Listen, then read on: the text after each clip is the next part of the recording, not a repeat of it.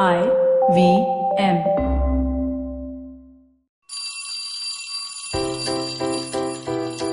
Hello one, hello all.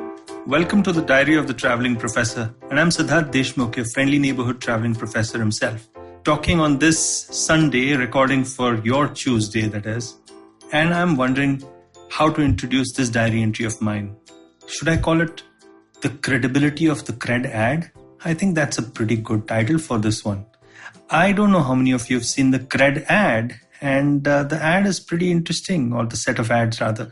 It's caught social media by storm. To be honest, I've seen a lot of talk of this particular ad or the set of ads rather, on LinkedIn and on Facebook and other places as well. And what I'd like to say is, first of all, hats off. It's got a lot of good things going for it. I wanted to dissect some of the things that are going well for it and then perhaps move on to some things which aren't.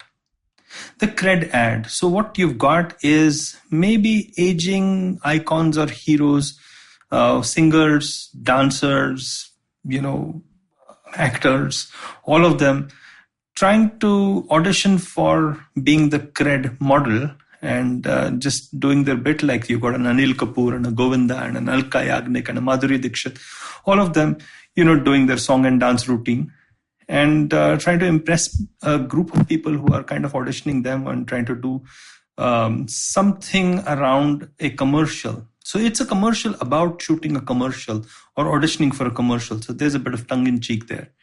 And you've got something which, has a bit of an ironic twist to it, because you've got these three dudes who are kind of hanging around saying, maybe we should just do a normal voiceover instead. It's really funny.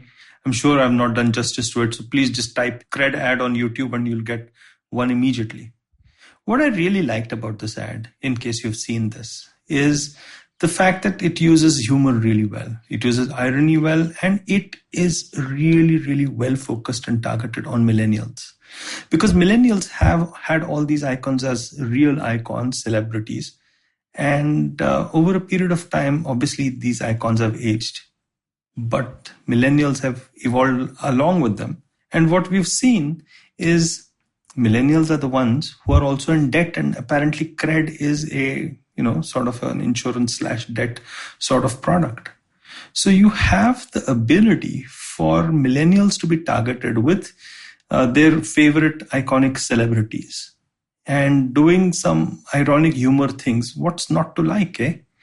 I can be certain of the fact that it has not appealed to Generation Z as well as Generation X as much as it has appealed to millennials on the little bit of a sample study that I did, along with a few millennials I know and a few of the other generations that I just mentioned. What I found out, very interestingly, was that millennials like the whole vibe of the ad, the whole humor of it, and they're the ones who are spreading it on social media. So kudos to Cred. So what don't I like about it, if there are so many good things about it?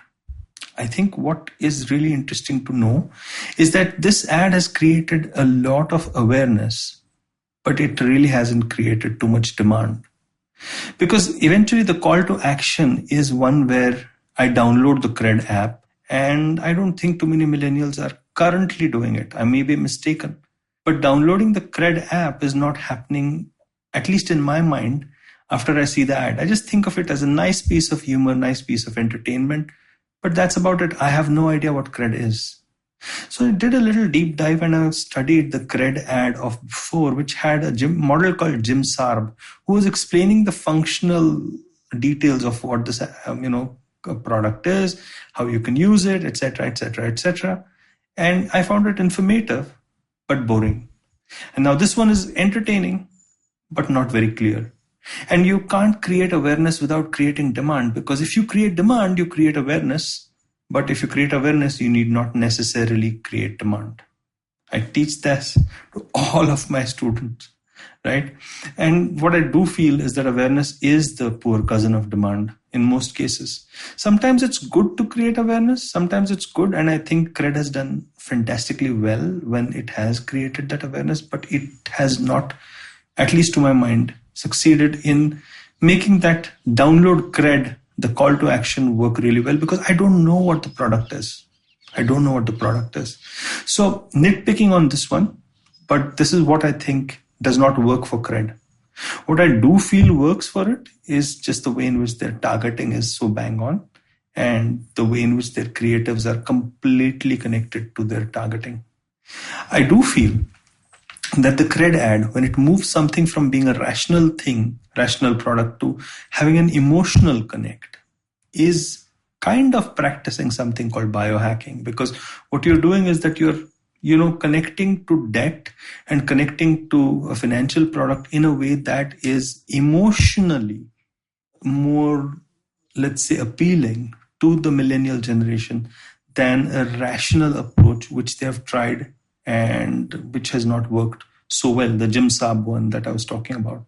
So you have the ability, to kind of move and transition from a very transactional approach, very logical, rational-minded approach that only talks to one part of your brain, which is your, prefrontal cortex, to your limbic system, which allows you to take those decisions which are connected to emotional centers. Well, you got something going then for you, my friend. So as I sit literally chilling out in London because it's really cold in the lockdown, and as I see Indian advertising for some classes that I'm taking, because a lot of these classes are peppered with examples like this, and the Cred ad is now making an appearance in a lot of my classes because it's relevant, because it's a nuanced caselet. It has some things going for it, some things really working well for it, and some things that are not.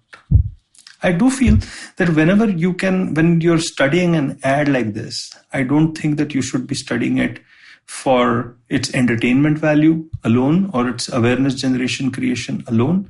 You should also look at it whether it's creating demand. And I think to have a balanced perspective on any piece of communication that is trying to convince you to change your mind. Because eventually an ad is about changing perceptions, isn't it? An ad is about changing perspectives, changing perceptions, especially for a new product like Cred. And now, does Cred have enough credibility?